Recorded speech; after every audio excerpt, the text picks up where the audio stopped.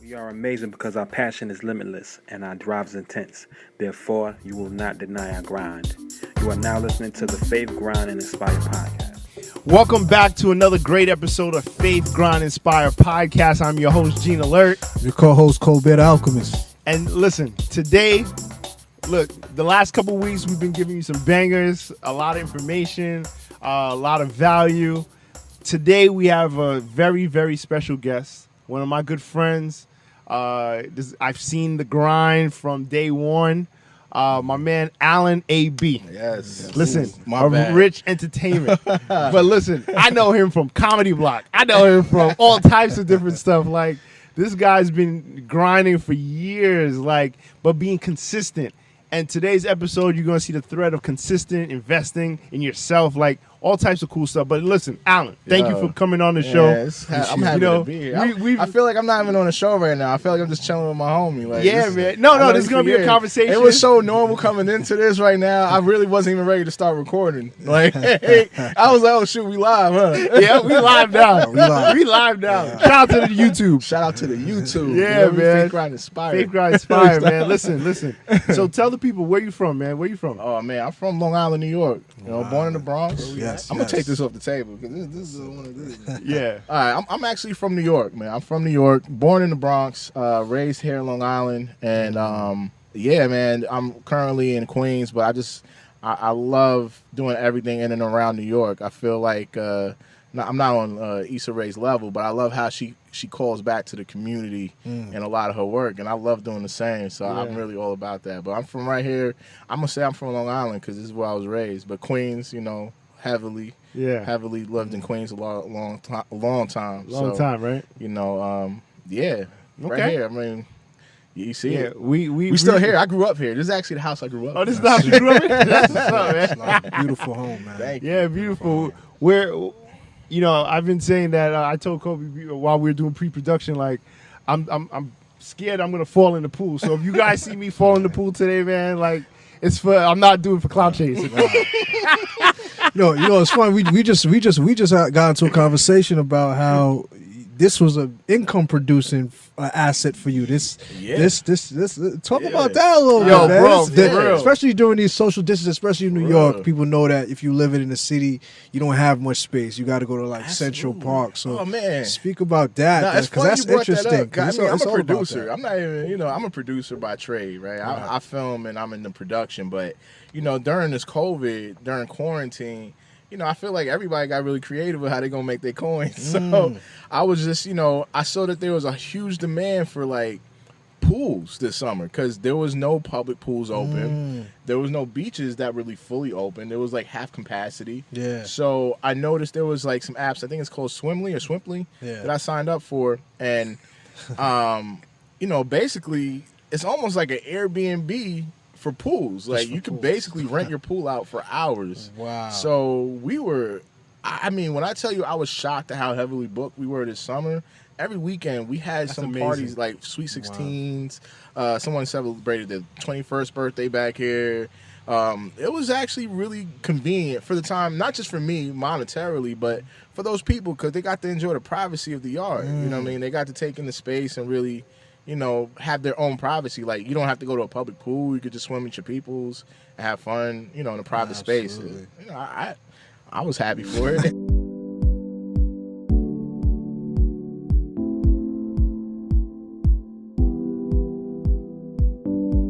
I'm a family man, entrepreneur, investment property specialist.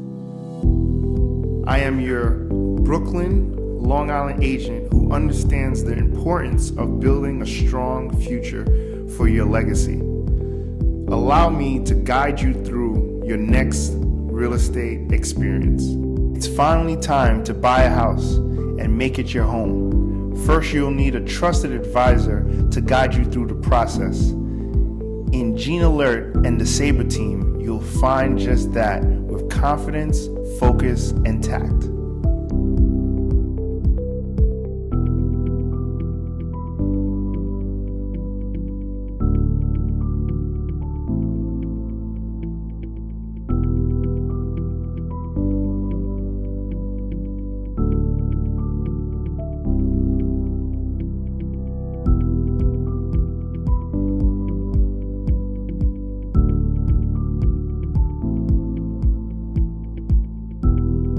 When it's time to list your home, you want to ensure you choose the most resourceful, unwavering team to represent your interests. Our mission is to help everyone find their place in the world. No, that's amazing. Summer's over for us, so Yeah. I got to I missed Kobe out on missed that, out. bro. Kobe missed out. But I did get to enjoy the backyard.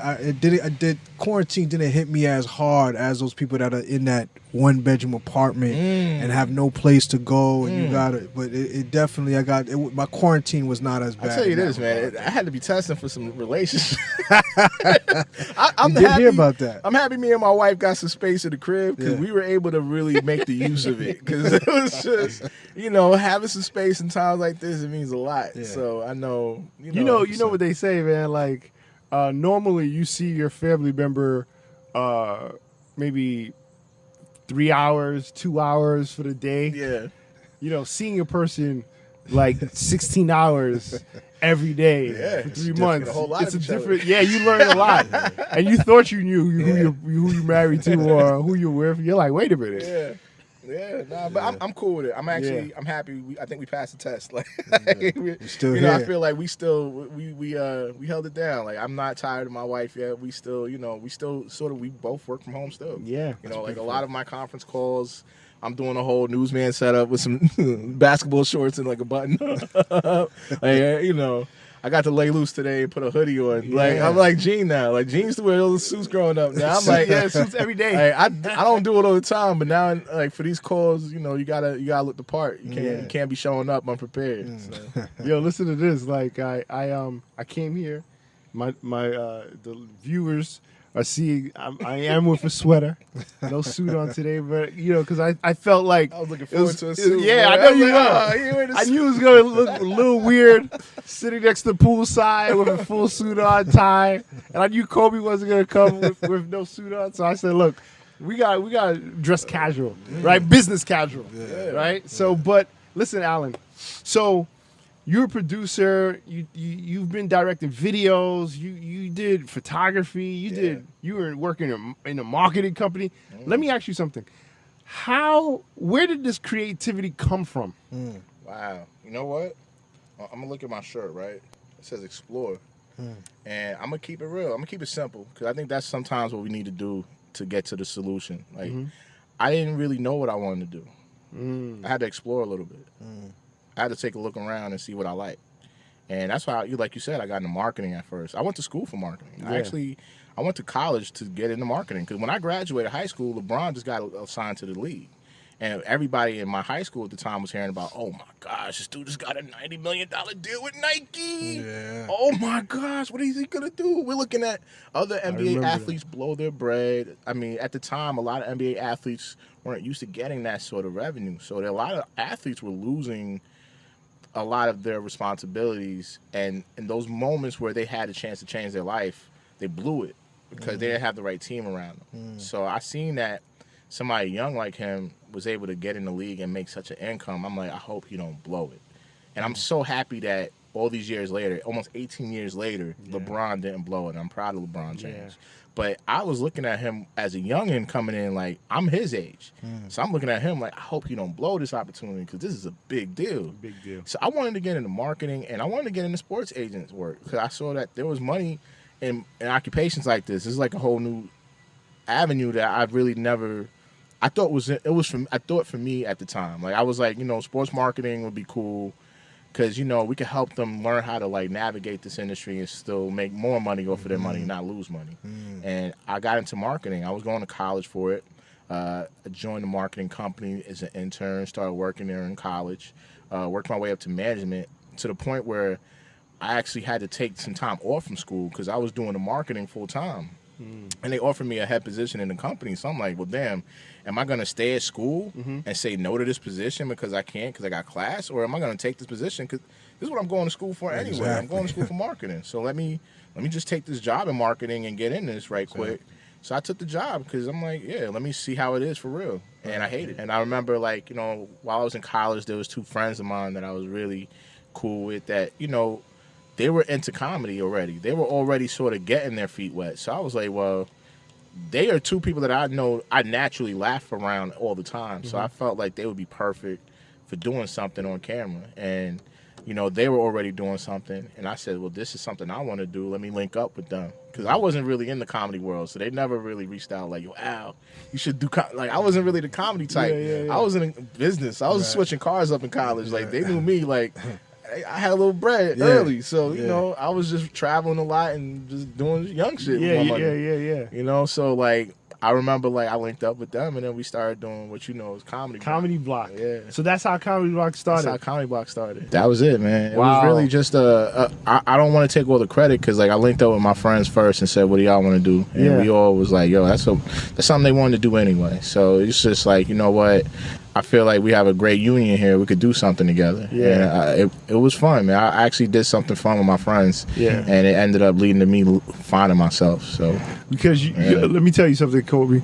Like during the whole COVID thing, we're cleaning up and all that stuff, and I found one of the DVDs of the Comedy Block. Oh, wow. Right, it's different skits. Think about like Dave Chappelle type of thing mixed with like Saturday Night Live, but like our version. Like, but you know what I'm saying? It was like it was funny, man. It was like different skits and how long did that go on for? We got in trouble for that shit, man. You got in trouble for it? We got in trouble for that. Like we had With death who? threats. Like really? No, I mean, and let me elaborate. It was we had like the same thing he's talking about. The CD we had like parodies, like Weird Al Yankovic. You know, growing up, we listened to Weird Al, you know, CDs where he did parodies of everything we liked, right? So we're students of the craft. You know, we're all students of this thing. So we all were just fans at the end of the day. So I remember just like we made a parody about eating ham off of the song "Ham" by Jay-Z and Kanye. And we were basically dressed in Muslim garments. I grew up Christian, by the way, right?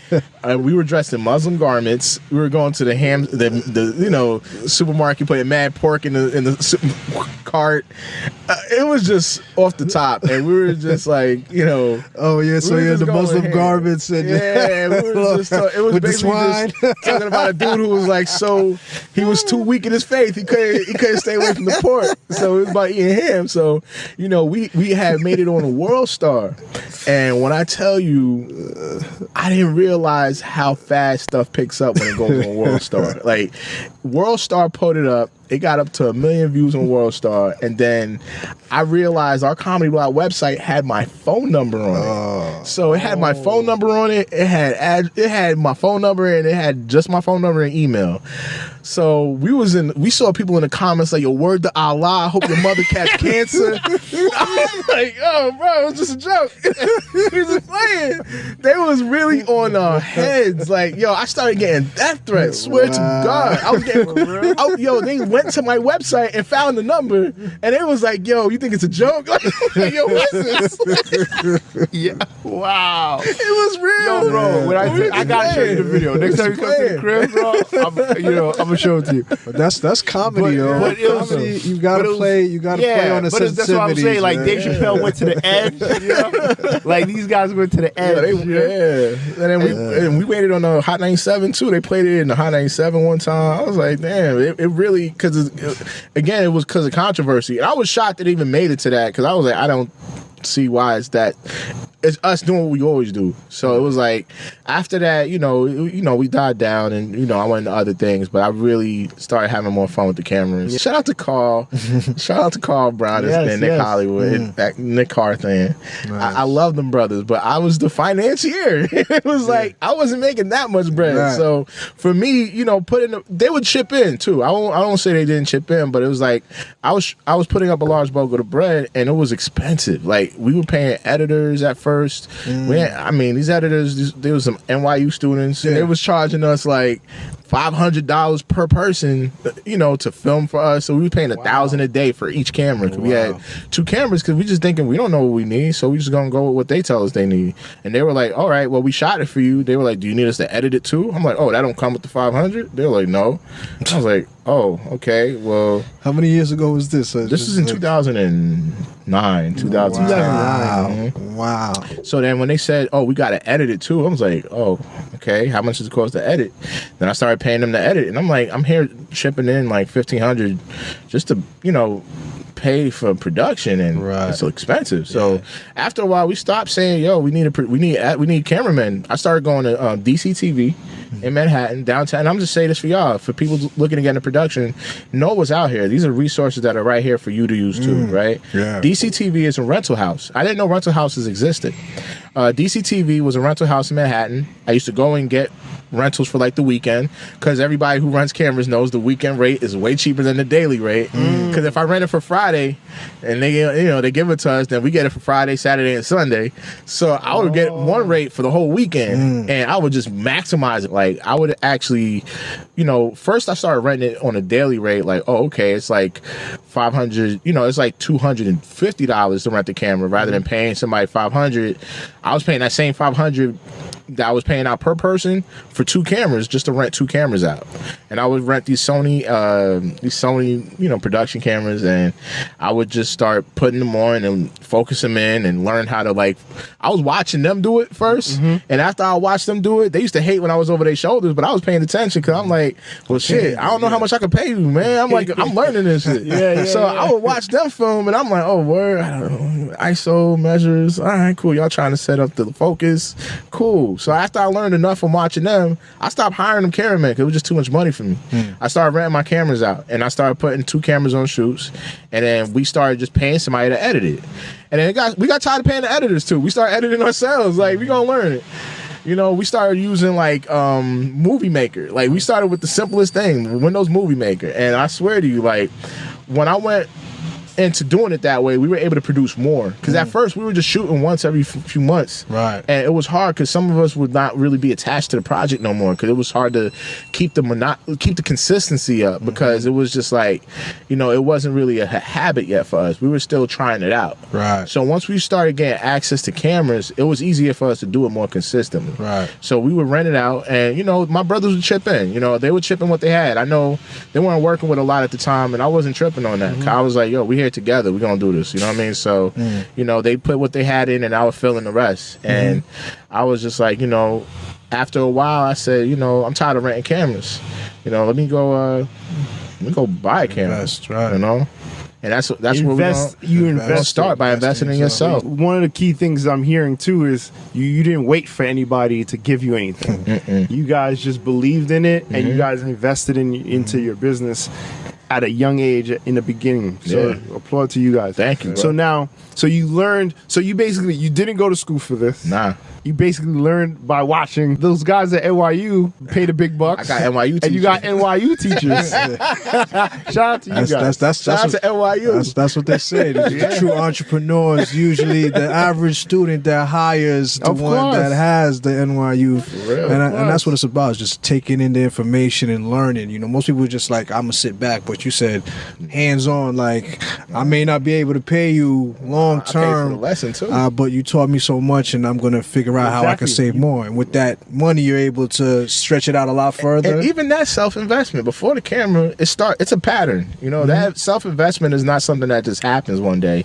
It's actually a pattern. You start doing it in small ways, and it grows incrementally. You know what I mean? Like, as you start doing it, you're going to start seeing more ways you can invest and find ways to maximize your potential. Absolutely. So I feel like us investing in them was the biggest step. Like, us investing in it, because we were trying to do it with one of these little cameras at first. I was like, nah, we gotta get people to do it. But then learning how to, I was working a 9 to 5 and just paying for that. But then once I got the camera and I was doing the comedy stuff with the camera, I was like, well, damn, I'm using this for the comedy block stuff, but I could probably do something else with this camera. I could make it make more money for me and make the return on this investment. So I started hitting up rappers. I was looking at other rappers online. So you were calling them? I was hitting them up. I was trying to get in touch with them however I can. Wow. I didn't have no numbers. I had no connections. Back then it was... I wasn't connected to MySpace. MySpace. Yes. Wow. Yeah. That was it. And we had no real connections to nobody. I wasn't really like... You were my connection. I used to sneak into his events. Like, look, he had Kevin Hart at Westbury Theater. You could find somebody at one of his events. Yeah, he was like, yo, G.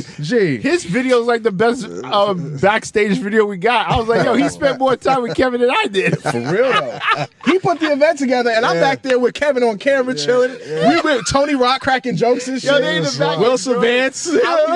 I'm here running the front end, making sure like like, no, we don't get sued. Live Nation's big. Content. You And, got the good content. he got the good content. He still got, I was watching the video the Great other day. content. Got the great content. Wilson Vance, Tony Rock. But Kevin Hart. all that in mind, we really didn't have no connections. We had to we had to find ways in. We had to really sneak our way in. And I tell you, like, I started hitting rappers up on their social media. Like, back then, Instagram didn't exist yet. Right. It was about 2 or 3 years short of Instagram. So I went on Twitter. Twitter was around at the time. Yes. Yeah. So I was like, let me hit up Jim Jones, man. Let me hit up Jim Jones. Because I listen to Dipset. So being in New York, Yeah, right? of course. Listen to Dipset. I'm hitting up Cam, I'm hitting up Jim. Yeah. These dudes got millions of followers, bro. Yeah. So I'm looking at them like, yo, I film. Yo, I'm nice with it. Let me work with y'all. Hitting them doing the DM. No replies. They ain't answering shit. So I'm like, all right, I'm gonna send it again. I'm gonna just keep hammering out and just trying my law of averages, seeing how many no's I gotta go through before I get a yes in here. You know, that's the faith part you see. You know what I'm saying? Like having faith, not giving up because you say no. And people hear no and then they think, oh, this ain't the dream for me. Nah, it just ain't the moment. It's probably there for you. Right. Keep going. I love it. So, I was just working through the nose and I was like, all right, Jim ain't answering. Then I kept seeing him tweet this dude, Boss Mob Snags. Boss Mob Snags, at Boss Mob Snags. He was cracking jokes. And then I heard, and then even in the, in Cam's records, he would always throw Snags' name in certain bars. And I'm like, all right. So I'm like, let me follow Boss Mob Snags and see what he talking about. And he didn't have millions of followers like Cam and Jim. He only had like 2,000 or 3,000 followers at the time. So I'm like, oh, he might see my message a lot quicker. Let me hit him up. Let me hit the manager real quick. I hit the manager up and I say, yo, what's good? Yo, Was he the manager? He wasn't, but he just was somebody that was in their team. Oh, got but he was like somebody that was highly respected in their team at the time. Okay. So like I hit him up and I said, yo, bro, I film. I'm nice with the camera. Let me get down with y'all. Let me come work with y'all. Yo, I'm not even trying to charge you for real. I'm like, I'm doing everything out the boat. Like, just let me work with you because I really know there's potential opportunity there. So he hit me back. He said, word, all right, come to the studio. Like, all right, where's the studio? 28th and Broadway. She just said the corner. I'm like, all right. What time? I'm like, he gave me enough. I'm going to take what I have and run with it. He was like, 10 o'clock. I was like, say no more. There. So I told my girl at the time, I was like, yo, I'm going to the studio tonight. I think I'm meeting up with Jim Jones, but I don't know if this is really his manager. I might be getting set up.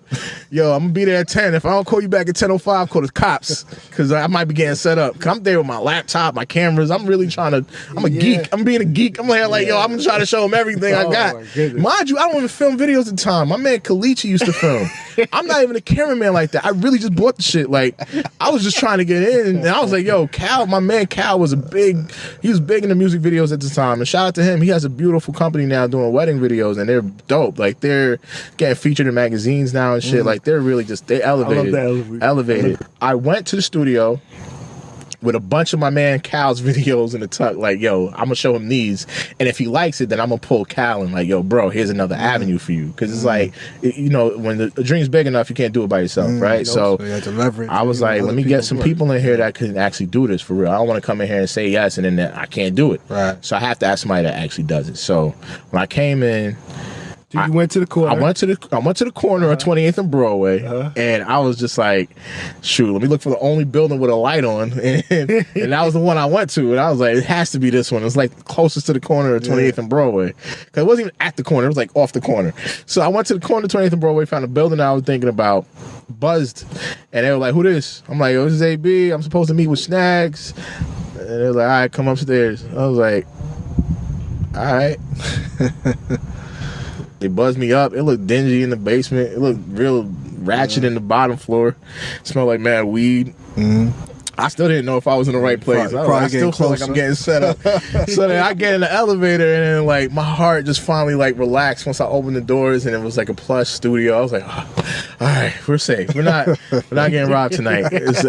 So I'm in there like I'm in. They like, you want something to drink? I'm like, nah, I'm good. I'm here trying to stay focused. I'm just happy to be there. And then like 10:30, I got like 5 missed calls from my wife and I'm like, oh shit. I'm like, I'm good. I'm straight. I'm here. So that's how we got in with Jim, man. Snags had us working with his artists a few times, and then we went into working with Jim full time. And I tell you right now. Wait, pause. You skipping a lot of good stuff, Am man. I? So from 10 to 10:30, like. Was he there? Was did you see anybody that you thought you were gonna see, or was it like not some, really some other? It was just a bunch of his people. cronies, Okay. his cronies were there. This was a habit too. It was a routine. I mean, this is a part I really want people to remember, right? Like, it's important to recognize the space you in, right? Because every door that you go in, there's value there, and you got to find it. Yes. And I feel like I went in there looking for value so I could try to, I knew there was value there, but I learned more about myself being in there. And when I went in there, I saw a bunch of his cronies that I got really familiar with. Because after I met up with them that night, I was like, I'm coming back here every day until, I get what I need out of here. 'Cause I can't just give up after I get there, because you're celebrating before the finish line. Right. I was like, I need to come back here every day until y'all get used to seeing me. And then that's how it was. Like, I was there every day. And we started working on the Ghost of Rich Porter album, the Beamer Benz Bentley stuff around that era. This is a really special time. And, it was just interesting because, I would get used to coming to the club. Not coming to the club. I would get used to going to the studio after going to work every day. Because I would go to work from 9 to 5 in the mornings. And then afterwards, I would tell my man Kalichi, let's go to the studio.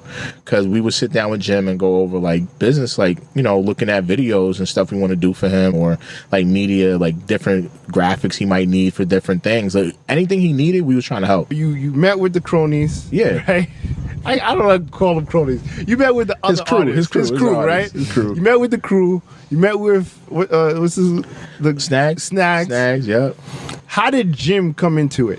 Did you have to prove yourself a few times? Did you have to do videos before? Of course, we had to do a bunch of free videos for Boss Mob artists. Okay. It was insulting almost, because they would have mad money on the table, we balling out here.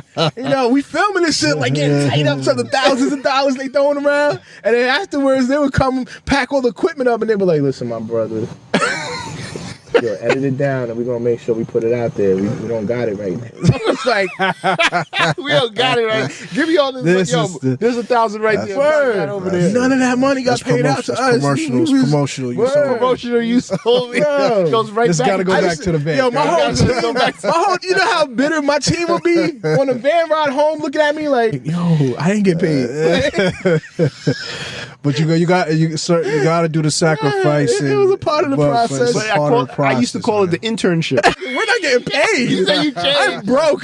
We're broke right now. That's the change that happened. I'm just working more and getting paid less right now. That's what's changed. He was like, yo, you know what changed? I'm tired. I'm tired. All right? I don't got time for the shit no more. I'm exhausted. But those are my guys, man. Honestly, those are my brothers, and it's like family. We bump heads and all that, but it's still love. You know what I mean? I know that at the end of the day, working with Jim, working around his team, again, being around them all the time, they ended up getting used to us coming so much that they started having us work with Jim, because they were like, yo, Jim got a show out of town. I get it. You're here already. Come with us. You're here already. Being in that opportunity, you got to be able to just grind it out and just stick it through sometimes. And I knew that being around, I was going to end up getting the gym, because I'm already in the door. So now I have to get to the right room in that building. You know what I mean? So it's like sometimes we have opportunities in front of us, but we don't want to get the patience and sit through it. We don't want to get through the whole process. We just want the progress. Right. You know what I mean? And it's like you can't get one without the other. I know one thing I always tell my friends, the only place you're going to see success before work is in a dictionary. You know what I'm saying? You're going to have to do the work first. Like that. And that's the only way you're going to get there. Working around, his team, they would come out to, they would have me go out to shows with him, in Connecticut, in the tri-state area. And we would always meet up at some random ass garage around the city. And, I wasn't even on his team yet. So I used to have to ride in the gun with the shooters. They would be in the fucking caravan, taking all the paneling out and stuff and shit in. And I'm in the car with them, we get pulled over. over. None of y'all is my boy. I'm fucked. I'm just a camera guy. I'm just a camera guy. But it was, thank God that happened. We had a safe trip. Let me touch on one thing. Okay. And I gotta say this before we get to Queen Bee, right? Uh-huh. Working with Jim, and this is just, again, recognize the space you in. I know after getting used to going to the studio every night at like 9 o'clock, I'm waking up at like 6 in the morning, have to be in Manhattan by like 9 a.m. for my job. I'm working 9 to 5 at this time. I'm sleeping in my car in Queens because I had to take the train back to Queens. I wasn't balling like that. I wasn't taking Long Island Railroad. I took the E train back to Hillside, slept in my car, got something to eat, hung out for like about an hour or two. And like at like 8 o'clock, I would drive to the city because that's when I would try to get to Manhattan by like 9. And then by the time 9 o'clock hit, my boy Kalichi worked at Baruch College. I used to pick him up from school, take him, make sure he don't miss a day because I don't care what you're telling me. We're going to the studio tonight. So I would make sure Kalichi came with me, like, we're going to the studio again. He's like, yo, but are we going to work today? I'm like, yo, I don't care if you work today. We got to be there so that whenever the opportunities come, we can get it. So I'm like, yo, we're going to go anyway. 9 o'clock, we in the studio every night, and it would be the same thing every day. Jim would come there, you know, they'll watch Monday Night Football, or they're playing Madden and smoking, or they going to the club, and then they come back, and their cronies would come to the club with them, and, you know, their cronies were going home. They was in the space with them every day. They wasn't using the space right. They would go to the club with Jim, come back, go home. You know, they were just happy for the moment being able to say they went to the club with Jim. And I'm like, I'm really trying to work. So after they came back from the club, me and Cal would be sitting there with our laptops like, all right, so it's 1 a.m. You ready to work now? And he would be like, yeah, let's look at what you got. What's going on? And I'm like, yeah, we're trying to do this movie, right? We're trying to do a movie out of this whole album, or we're trying to do this or that, whatever the plan was. And, you know, that was sort of the routine. We got used to the routine. So after about months of this routine, it was just habit at this point. We're going to the studio. We filming Jim. We worked with Jim in some way or another. And one night we came in there and the vibes was different. People wasn't drinking and smoking. Lights were a little dimmer. And I just remember Jim being a little bit in a different mood. And I was just like, something's different tonight. You could tell something's in the air. It just didn't know what was going on. And I think this moment changed my life business-wise. Like, he came in the studio that night. Nobody was playing Madden and watching the game. And I could tell he was in a different mood. And I remember he just sat down in the couch that was in the studio. And he just looked around and he just looked at everybody. And he was like, I need everybody to get the fuck out. And I looked at him. I looked at my partner like, you don't have to tell us twice. We're going home early tonight. Pack this laptop up and get my shit because I'm not trying to get kicked out. Like, I'm just trying to leave while he's telling us to get out. So he's telling everybody in the studio, get out. I need you to get the fuck out. So we packing our stuff up. And he's like, not y'all. You know, he puts his hand on my shoulder. He looks at me and my man like, nah, y'all good. Y'all stay. He said, if y'all don't have a reason to be here, I need y'all to get the fuck out. Wow. And I looked at my man like, we have a reason to be here. We have a reason to be here. Look at us. Yeah. All the cronies that was there going to the club every night, drinking, popping bottles, going home, back to the projects, they ain't make it yet. Right. We wasn't doing that. We was here trying to get work done, and he knew that. Yeah. And I think he was in the work mode. And it made me realize, no matter what door you go in, realize that you're not just there because you need them. You're also there because they need you. And it made me realize that we're needed. Yeah. And before that, I didn't realize that he needed us too. I only saw the one way as the street. Like, I need him. And I think that's a selfish view that we all take in business sometimes because we're so used to knowing what we need and what we want that we go in there and let that blind us from what we need to do to help them too. It's a two-way street. It's a two-way street. That's it. It's a two-way street. That's it. So I realized at that moment that he does need us. So now it made me change the way I thought. Like, let me realize that you need us and learn to help you in the way that you need us now. Because you definitely need us. So let me make sure that we're being attentive to what you need from us so that we can get what we need from you too. And that's business. Yeah. I think across the board, people realize that, like, especially when you're the one that's probably the one that's financing and putting everything out, you're noticed when someone just does something as simple as like, yo, did he just take the trash out? Like, they paying attention to that. They know who's there just to be there, to fly on the wall, just to enjoy the benefits and the amenities, and they know who's actually there that wants to work. And that what I got across from everything that you said is that you were here to work. Like, nah, we're here to work. Yeah. When everybody goes to the club, you still here. Like, stayed in the studio. And he noticed that because that's what you were there for. Yeah. And then you had a reason to be in the room when everybody else was getting kicked out because they didn't bring value. Yeah. They were just taking. That's it. That's it. Shout out to Ash, too. He's a big mentor of mine at the time. Ash was helping me navigate things. He was the one who managed all of his digital media and all his media plans at the time. So, and Ash is still someone who's a big part of 730 and the whole Dipset family to this day. Nice. You know, so shout out to Harlem. Shout out to Ash, man. Big shout out to him.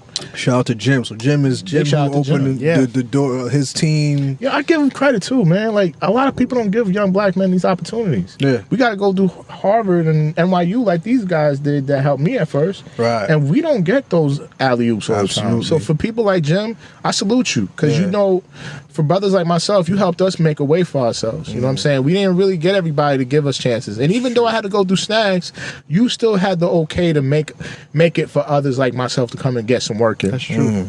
You can't get better unless you do it. You know what I mean? So I appreciate that so much. No, that's a great story, man. Like, you know, the resilience, the consistency, the persistence. You know what I'm saying? Like, all of that stuff, and then the focus, because you were young. Yeah, I was only 21 at the time. You were 21 at the time, so you could have got caught up in if all 30, because we did a party for Jim Jones and at Cheetah, and they don't roll like 5 people. Nah, they roll deep. They roll deep. They brought a whole club with deep. them. Yeah, you know what I mean? And they were like, "Yo, we're all coming in." And I was like, "But there's everywhere." Yeah, bro. So, I remember down the block from Justin's, man. Like they had a party. We had a party. It was Jim Jones, Joel Santana, Cameron. They were all there. Yeah. And it was like 1 million of them. Yeah. So I can imagine how the studio was. Oh yeah. Right. It was always crowded. And so for you to not get caught up in that, you know what, man, tonight, let's just go to the club with them and just, hang out. You were like, no, we have to stay on focus. We have to stay on course. Yeah. Because you knew what the vision was in the beginning. Yeah. And so I applaud you for that. Thank you. My man was trying to be he was trying to be a huge, video producer. And I was like, bro, let's work with these artists that get the videos on a level that our work can be seen. Yeah. So it's really about us, but it's like we got to do it for them too. It's two ways. Absolutely. Reciprocity is important. So from there, you went from working with him, then you worked with, the next thing I saw was Lil' Kim, right? Yeah. I came in at a good time because I was really helpful in trying to help navigate this whole new digital era. So you reached out to her via Twitter too? Let me explain. I don't want to say it was that easy. It wasn't Twitter. Unfortunately, I didn't go that route with her. I actually, again, still trying to maximize the value of my camera. I'm working mad jobs. I left my marketing company because I was tired of it at the time. I took a clerical job making less money, but it was just, I was happier though. Yeah. I was happier because I was doing stuff I wanted to do afterward. My freedom. I was able to get more sleep because that marketing job took everything from me. A manager position, I couldn't think about anything else but the job. So sometimes we'll be locked in to the money itself and not anything else. Right. Like the money was cool, but the opportunity sucked. Right. So I took a clerical position. I started doing working with Jim, and then I was using my camera to make extra money. I was actually a cameraman in the clubs. I used to start doing jobs for 7 days, 7 nights, and all those janky ass night spots websites. I don't know these names no more. What's poppin'? What's poppin'? Shout out to what's poppin'. Shout out to Pete, man. Shout out to Pete. All it off, but I never worked with Pete directly. But he's a friend of friends, so I knew him. But I used to work for some of these promoters, I guess you would say, and it was just ways for me to make some extra change, and they paid me shitty. I would get $25 a night just to come take pictures in the club. I hated it. I hated going to the club after doing it. I was literally one of those paparazzi ass cameramen that was in the club while people were getting drunk. Like, yo, you and your friends get together, let's get a picture, you guys. Hey, go to 7 days, 7 nights, and look for your picture. And I realized these guys are getting mad emails off of that and selling them shits.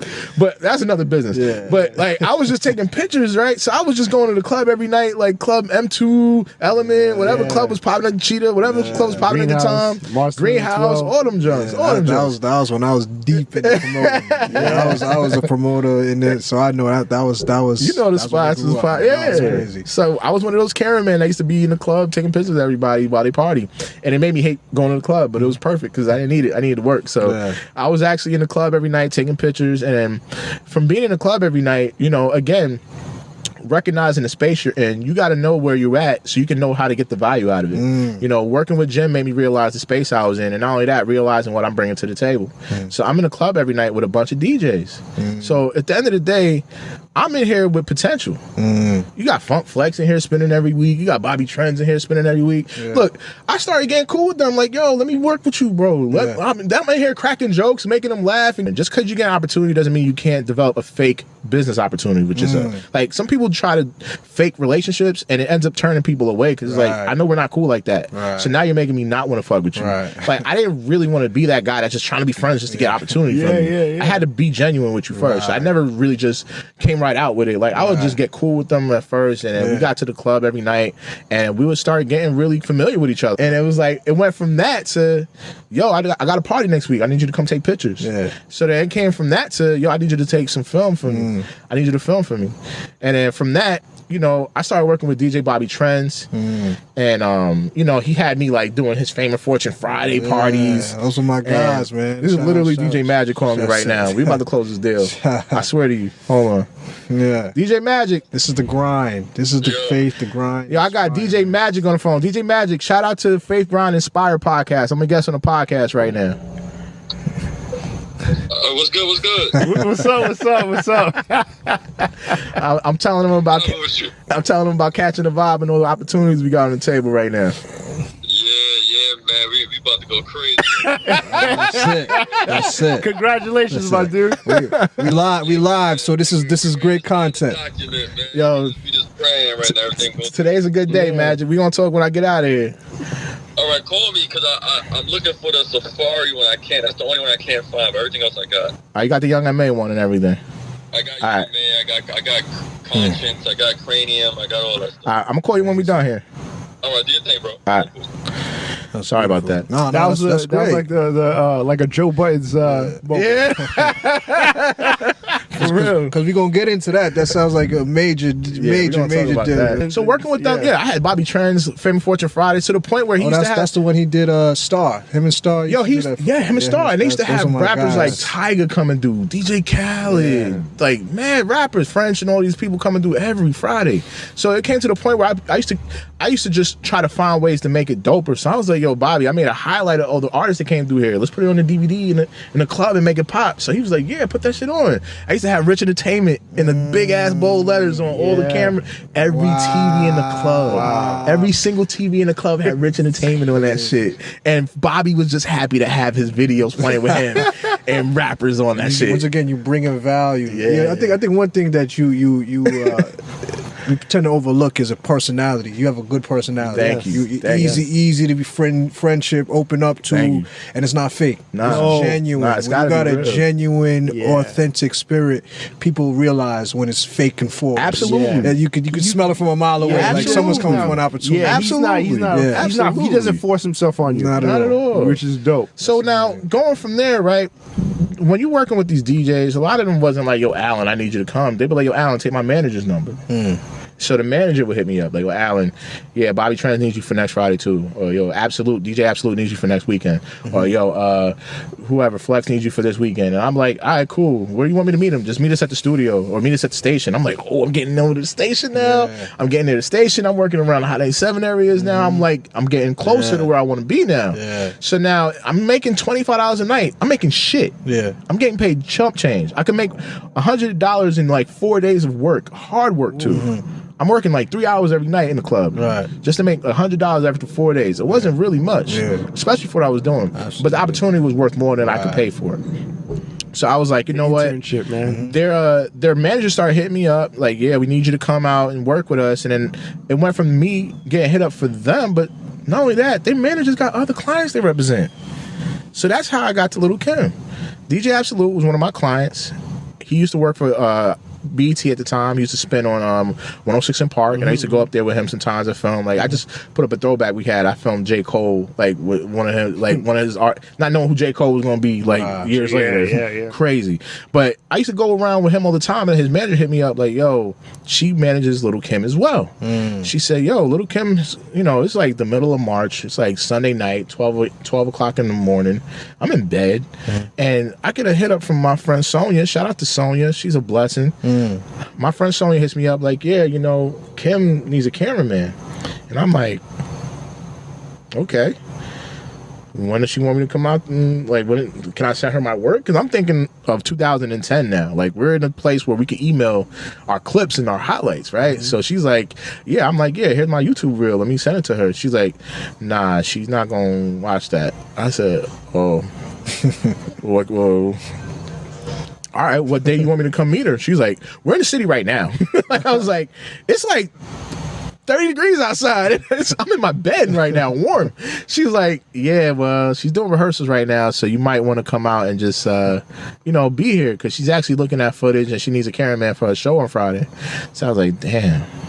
All right, let me just grin and bear it. Let me put my shoes on. Let me get out of my bed and go.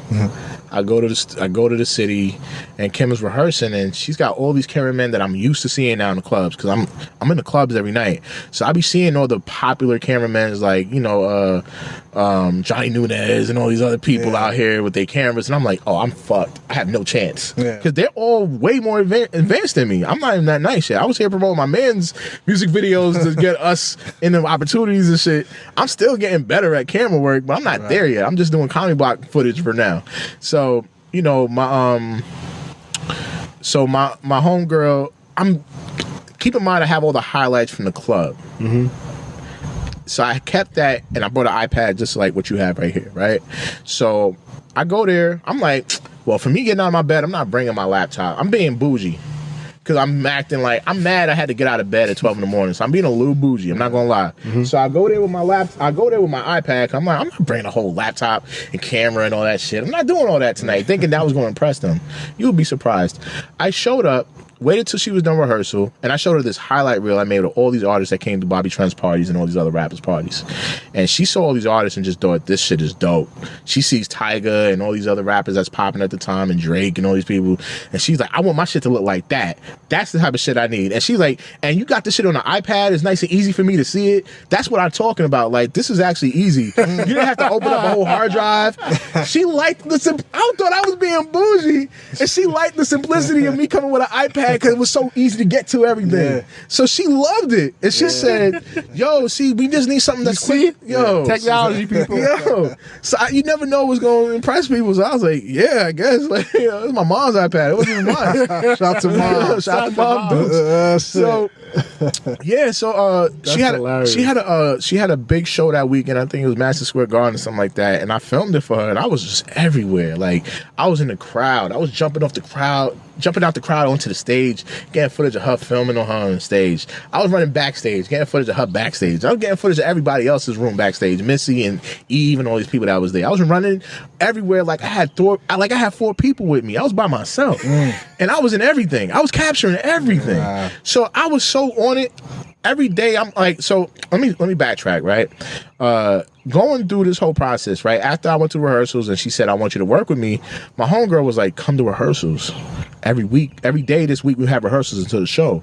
So Sunday night, keep in mind, I went through every rehearsal from Monday through Friday, to the point where she was like, Allan, come take a picture. French came to rehearsals. Take a picture. Allan. She's getting used to saying my name. Remember some of my names, right? She getting used to saying my name, and that's a part of familiarity. Like, I hope I said that right. But getting familiar with someone, that develops some sort of a closeness a little bit, right? So after a while, I'm like, I'm in her sound checks every day, getting ready for her show, and I'm hearing everybody like, yo, this tour about to be lit. Yo, we about to have fun when we get to California. I can't wait till we get to Las Vegas. Oh, I can't wait till we get to Miami. I'm like, Vegas, Miami. I'm just doing the fucking Manhattan show. I need to get on there. I'm like, that's where I need to be. I need to be out there. That's where I need to be. I need to be on tour. We going to word. So I was like, shit. As soon as the show over on Friday, I go home and I edit that bitch. And I had mad footage. I edited that shit out by the morning. Sent it to her in the email. I said, yo, I got the video ready for you. She's like, yo, you're quick. She's like, yo, this shit is fire. She put that shit on her YouTube. Wow. She said, yo, this shit is fire. I said, yo, Kim, you see how we did that show? And we had the footage ready for you the next day. We know where this is going.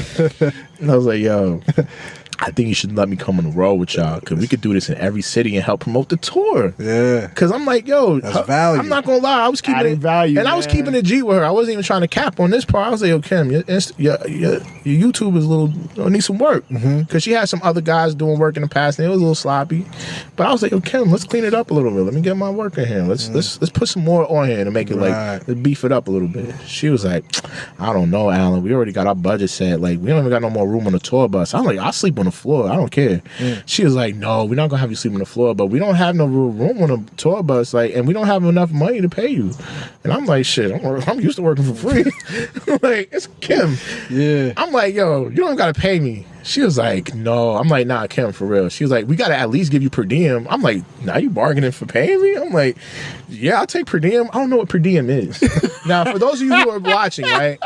For those of you who are watching, per diem is basically a living cost. Like, anybody that goes on a road with artists, they get paid a stipend of money, which is just solely so you can take care of yourself, like paying for your necessities, like deodorant, toothpaste, food, the living needs, because you're working. So now they have to give you a per diem to basically take care of yourself while you're on the road, right?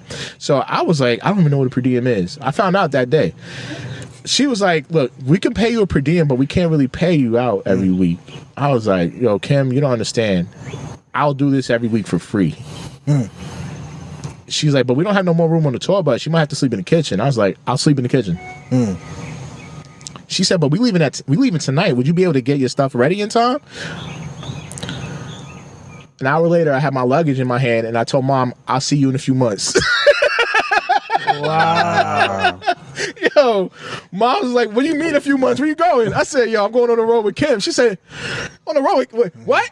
Like, she didn't understand what was happening in the moment, because it was so last minute. It was moving so fast, she couldn't even realize what was going on. Right. I was like, nah, I got called to go on the road with them. I'm gonna go on tour with Kim. I'm gonna be back in a few months.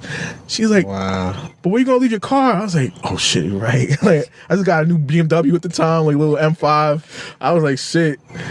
I had my girl drive me to Jersey real quick, and they dropped me off, and yeah, like, she had a whole bus wrapped with her face on it for the Return of the Queen tour. Wow. And we went on tour, and we was on the road for like 6 months, like 5 months, and then It's fine.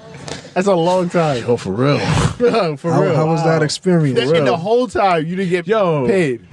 No, I did. I did. Okay. I was like, I did. there's no way. Nah, Kim is a sweetheart. Shout out to little Kim, my sister, man. She's a loving lady. Wow. Like, she really took care of us. Like, she really is like a mama to the team. Like, she really a queen bee. Like, she really took care of us. She's like, real queen. She didn't even play me like that, because she was gonna just give me per diem, which was like, I think like $150 a week, $200 a week.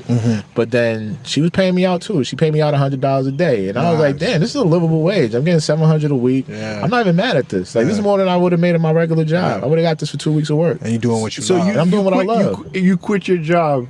Yeah, before you left tour. Fuck out of here. I was You were like, yo, I'm out today.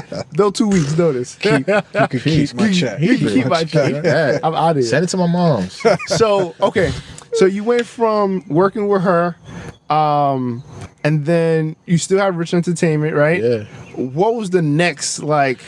So, the next thing. So, man, staying on the theme here, recognizing the space you in. Recognizing the space. I love that.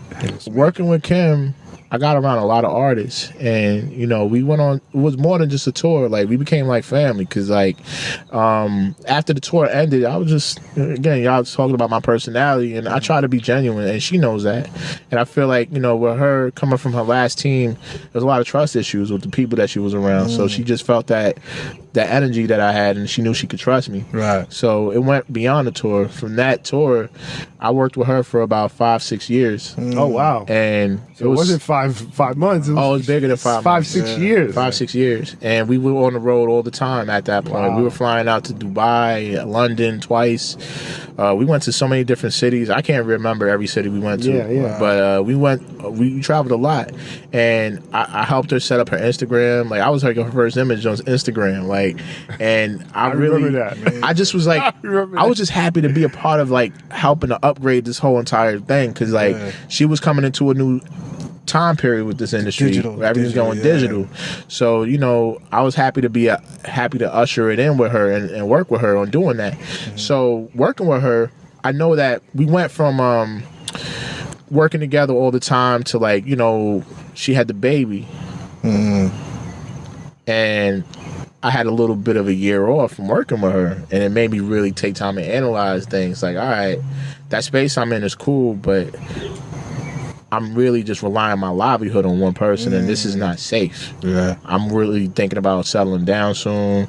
I'm thinking about getting a crib soon, and I'm like, I really want some more stability in my life. I don't really know if I want to be on the road all the time, or if I want to be traveling all the time, or if I want to rely on one person to feed me. That's not really how I want to live my life.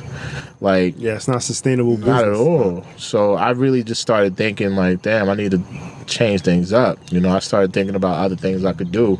Started making me realize I need to get into other plans of investment. You know, I started looking in stocks and stuff at the time and get my feet wet in there. And, you know, after she had the baby, we was right back at it again.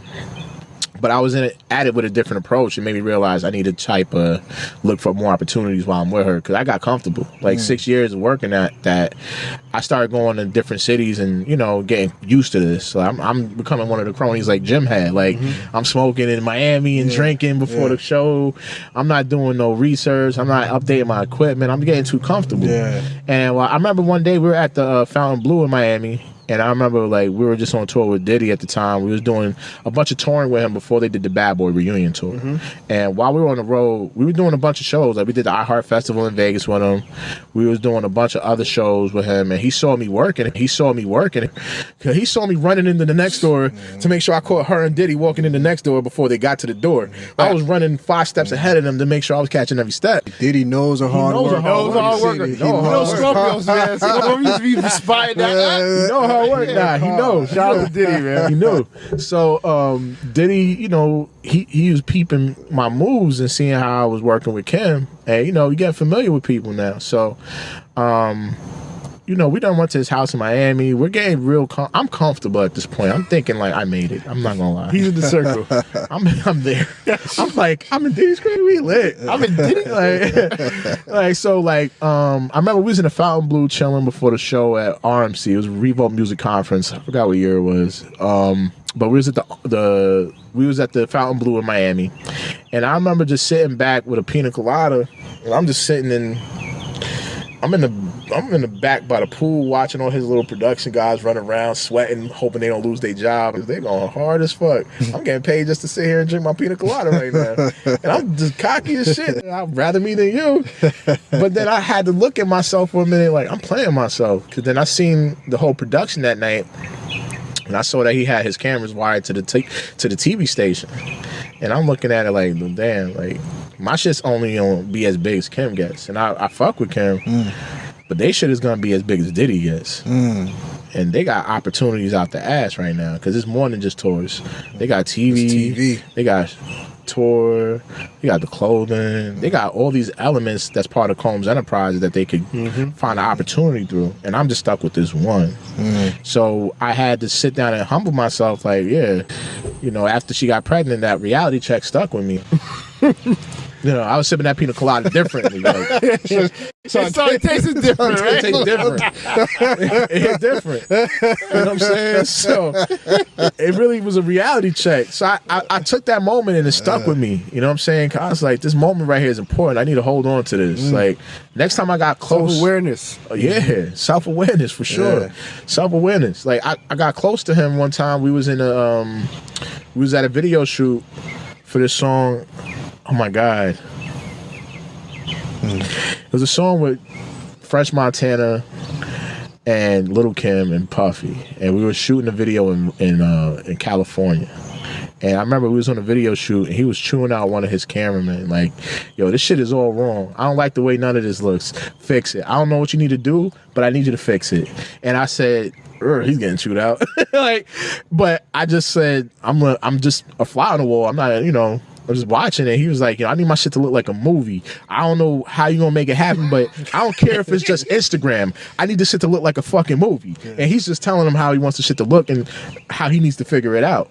So I was like, fuck it, this is my moment. I'm taking the chance. I'm like, excuse me, Mr. Combs. I just interrupted his conversation. He's like, what's up, Playboy? I'm like, listen, I overheard your conversation, and I wasn't trying to be nosy, but I've been working for Kim, and now knowing that he recognized my hard work, I'm like, hopefully this gives me a little bit of a boost in his eyes to help hear me out for a second. Yeah. So I'm like, Mr. Combs, listen, I'm going to be really quick because I know you're talking to your employee, but I think I know exactly what you're talking about. Recognizing things I learned with Jim, right? Recognizing the things I learned about knowing how I cannot come in there and look for help, but how I can try to help them. Because I know that's how I'm going to help myself, but I got to help you first. So I came in there like, Miss Combs, I know exactly what you're looking for, and I would love to help with that. And he said, all right. I said, listen, I worked on the Thomas Illmatic documentary, which I did. I did some work on the Thomas Illmatic documentary earlier that year with my friend Dave from MTV. And I already knew it was a part of the Tribeca Film Festival. It was, showing in theaters. It was getting critically And for those who don't know what that is, that's the documentary on Nas. On Nas. One of the best Thomas rappers. Illmatic. Yeah, I was a producer on it. Yeah. Major, bro. And keep that in mind, I didn't know I was a producer yet. But I'll get back to that. I was just like, I worked on the Thomas Illmatic documentary. It won some awards for the Tribeca Film Festival. I know exactly what you're looking for. I would love to help you. He's like, take his number. Same dude he was chewing out. He was like, yo, take his number. And I was like, I hope he's not trying to replace him with me. But it wasn't that at all. He was like the head of his media at the time. His name was Aubrey, and big up to Aubrey. Really good brother of mine. Aubrey. Yeah. I did his business card. Really good brother. Really good brother of mine right now to this day. So Aubrey and me me and Aubrey became like this. Because as soon as he said, take this brother's number, I called Aubrey like every day.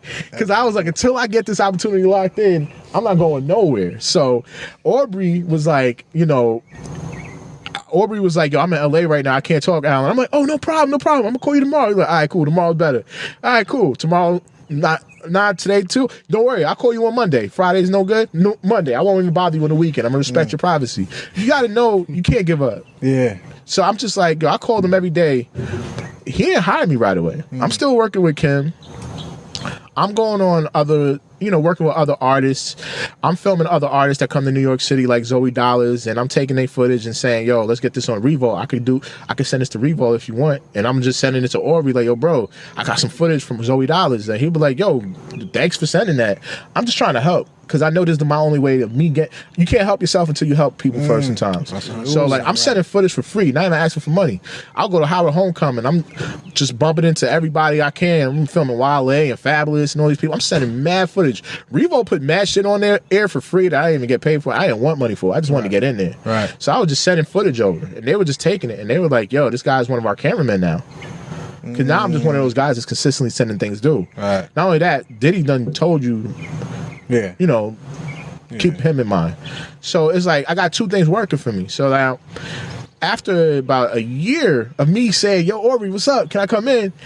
He'll have me come in and say, yeah, man, we don't really got something for you right now. We need you to come back. We need you to come in when things open up a little bit. So I'll be humble and say, all right, cool. It ain't my moment. I'll come back.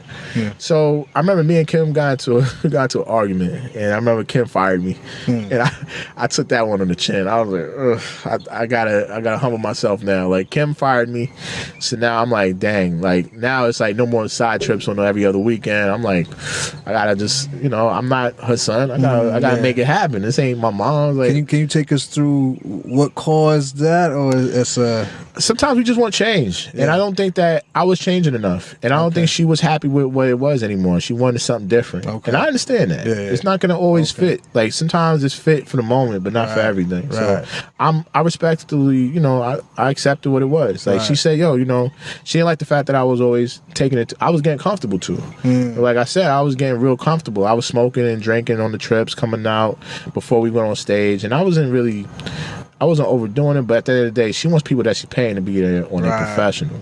And I wasn't on my professional. Even though I was doing, you know, what I had to do, but still, she wants you to show up a certain way. So I know I got so used to us being so close that I forgot this is work. Like I was in the hospital when her child was born. Like we became really close because you on the road with people all the time. You start getting closer to them than your own family because you're on the road with them all the time. So you're not really seeing your family like that. You're always with these people. They become your family. You know what I mean? So I felt like I got too comfortable, and I blame myself for that because it wasn't really her responsibility to keep me up on point. You know what I mean? She's paying me.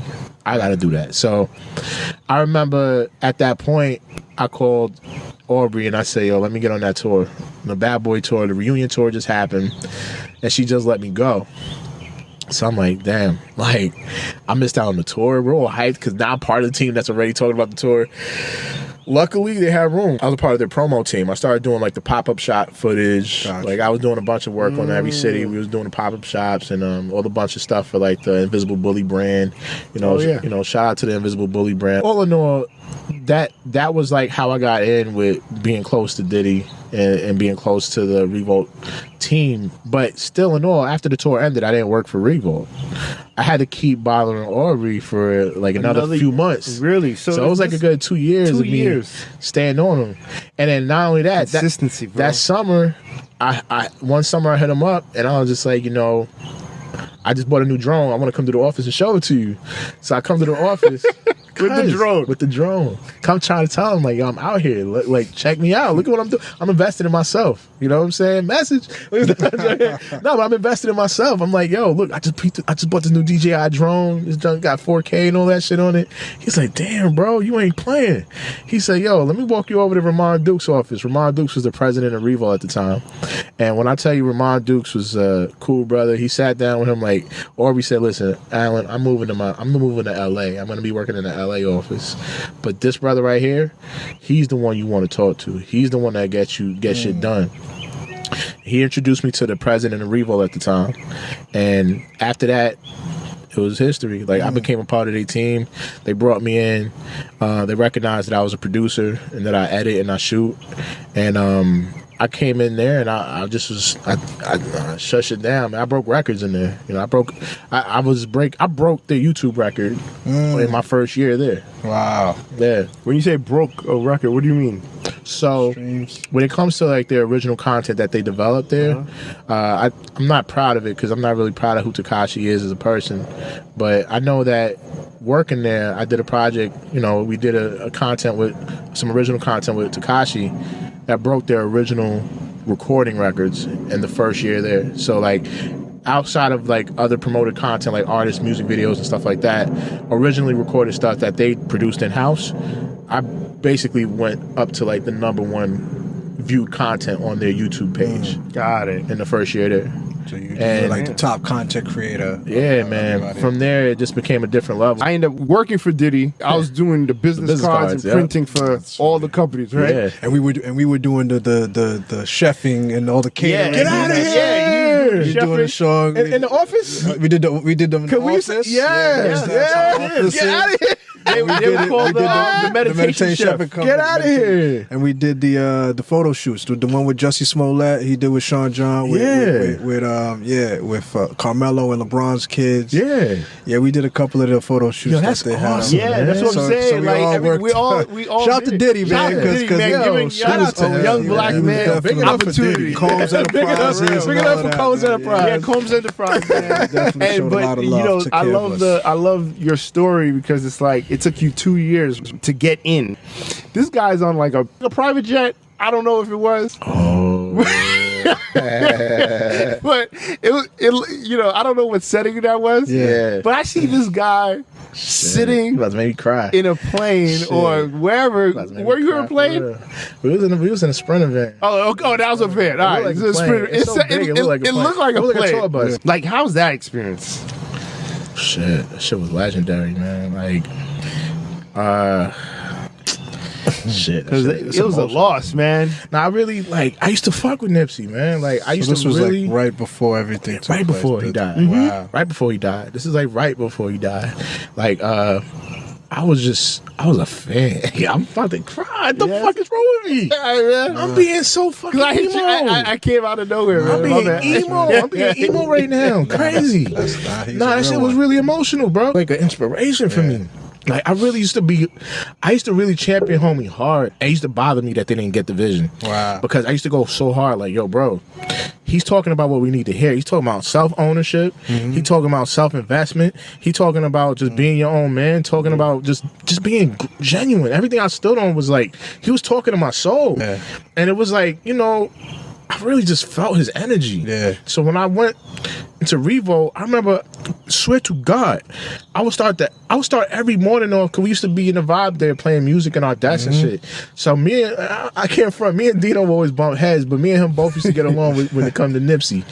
Like, I would be in there playing Nipsey every day, because it was just like my motivation to get through the day. Victory lap? Before Victory Lap. Okay. Before Victory Lap.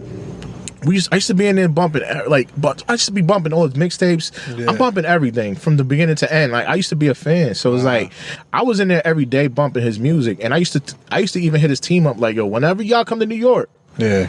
I need to do this interview because I'm trying to make this shit legendary. Yeah. And I already had a reputation in the network for doing dope shit, because I was really getting close to president of the company at the time, Ramon, and everybody used to just really, we were making moves quickly in there. You know what I'm saying? So I remember Nipsey came to New York City, and I had hit his team up like, yo, knowing that I have a relationship with Sam already, knowing that we already have some of the chemistry, I'm like, I have to do this when he comes up here. So they robbed me of it because it was about a clout shit. You know what I'm saying? Like, somebody in the LA office hated because I had put him to the schedule, and everybody was like, yeah, Nipsey Hussle is on the schedule today. Somebody in programming on the West was like, nah, he's scheduled for next week. I'm like, what are you talking about? Victory Lap's dropping this week. Why are we not doing it right now? They was like, no, because we already have him on schedule. We're not going to interrupt his plans to make him come to the studio today when we already have a schedule for him on the West Coast office. And I'm like, it was just about power at the time. They didn't really care about the fact that it was going to be a week later. Yeah. They just wanted him to come to the office because they wanted the credit of bringing Nipsey Hussle in. The LA Meanwhile, me and Sam and his team got a relationship. Yeah. And I'm thinking about pulling them in. And I was already used to trying to hit them up with other opportunities. My homegirl Danielle's cool with their team. We already sort of had a little bit of a rapport. So a year later, I used to work, after I left Revolt, I ended up working with a platform called LiveX Live, which is a digital platform. They actually have I think I got $1 million deal, something like that, with a Tesla, where they're the main company in the Teslas, almost like how you have in the Fords, what do you call the radio? Sirius Radio, right? You see how you got Sirius Radio in most trucks? LiveX Live was the digital platform for Tesla, because they have to have visual aspects, because they have that whole iPad set up. So we was working with this company, and we was helping it start up. We was helping them get the content off. So I remember I was like, cool, Shaheem Reed, another legendary journalist, were working on this interview for Nipsey while they were having the whole rollout for Rolling Loud in LA. So a few months before he died, I finally, got to do my interview that I got robbed of at Revolt, and it felt special to me because I was like, this is supposed to happen. It's supposed to be happening. And it's just the fact that even me linking up with people on Puff's team to try to get in with Nipsey before they even A&R'd, they A&R'd the whole, Puff had a big part to do with the Victory Lap album. But it's just me being on the team. A lot of the influence on our team came from me just being on the team. I was the one championing Nipsey from day one. So it was I'm not taking credit for Puff and them working together, because again, I'm pretty sure his influence was seen for itself. But as far as our company goes, I was one of the loudest voices when it came to championing Nipsey before people really caught on to who he was.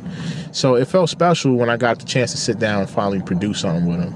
and we did it. You know, we sat down, we chilled for a minute. We smoked together, we chopped it up, and we did an interview with him. Like, we did an interview and we talked about all the shit he was doing in LA at the time. Even off camera, the conversations we had was so dope because he had just closed the deal on that strip mall. Yeah. So that week, he had literally just signed a deal to finally buy the strip mall where the Victory Lap store was at. Wow. So it was a big moment because he was like, you know, I know he was excited, man. He just got nominated for the fucking Grammy. Yeah. He got the closing on this fucking strip mall.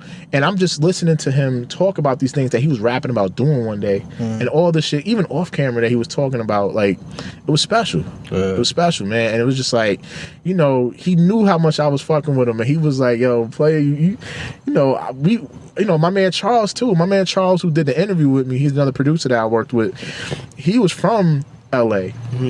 He was already in tune with the work that Nipsey's done. And he's already, like, you know, seeing the changes that's happened over there. Like, he was talking about the whole shift in the community being, like, gentrified over there and how we can protect that. Being someone that's been championing Nipsey's music for years and not getting the weird faces when people would hear me talk about him, because, like, a lot of my friends, and it's not to them, but they'll hit me up after the fact, like, now we see what you was talking about. It's like so many times we get our roses after the fact, and it's like it's but so many people that understand the beauty of it in the moment. Right. And I was one of those people that in the moment already knew how beautiful it was that he was painting these pictures for us and how valuable they would be for us one day. You know, so it's like recognizing it and not only seeing a rapper talk about it, but do it. Right. It was something that really resonated for all of us. Right. You know what I mean? So for me, I didn't care about clout or none of that shit. I just was happy that me and his team had a rapport, because I was happy to go ahead and try to help, you know, pull anything in on their end from my end. You know what I mean? Working with Puff, you know, working with Revolt. I was happy to try to combine our worlds in some way. So after leaving Revolt and seeing that, you know, my moment to produce something with him got robbed, I was happy to go ahead and produce something with him at the next stage, you know, and even having that respect given back, because he, you know, his spirit was just so welcoming. You know, he already knew what it was when we got there. You know what I mean? So it's like the way that we had conversations about this building in our community. We was like, yo, what would be advice you would give for people in these communities where they're building like the monorail or that train that Elon Musk was building in LA, right? Yeah. And he was talking about it off camera. He was just like, listen, my man Charles asked the question. And he's like, listen, if you really, you know, if you're worried about gentrification happening in your neighborhoods, then you can't really be mad at people who saw the value in it if you didn't see the value in it. Because if you're not putting the stores in the neighborhood now, if you're not trying to build up the neighborhood now, don't get mad when somebody else comes in and tries to do it. Even though it might not be fair or they might take advantage of it, still, we be having these opportunities to do it and we'll leave. Right. And we don't ever try to throw it back. And one of those things that he did was stick to his word. He really tried to, you know, he developed that center out there, the technology center that he did out there, the hub. The hub he built in LA. This guy David Gross, him and David, that's the one he did together with him. Right? Correct. Then you talk about that whole entire purchase of that marathon store. Went from hustling in front of the swap meet to buying the swap meet, making it into Victory Lap store, to buying the whole damn shopping center. That's not a story for you. That's a story, bro. Inspiration in your own neighborhood. It's so important to be visible. Like, one of the things I always loved about producing is being behind the scenes, but then I had to realize I can't be behind the scenes for others because people can't validate what you say or what you do unless they can see it. So I have to be visible. And I know, like, you know, I'm happy to do stuff like this because telling these stories, hopefully it don't reach everybody, but it might reach somebody. And the people that need to hear it gonna gravitate to it. It'll inspire someone. Inspire.